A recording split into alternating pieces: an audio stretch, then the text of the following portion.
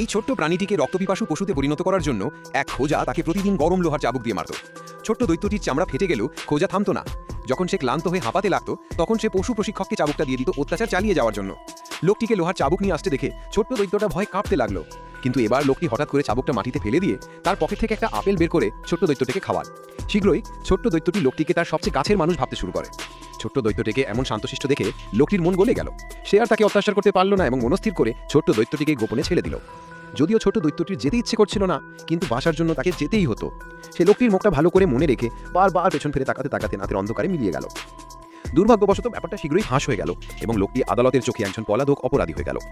যদিও সে গভীর পাহাড় এবং জঙ্গলে লুকিয়ে ছিল, তবুও সৈন্যরা তার পিছু ধাওয়া করে তাকে ধরে ফেলে।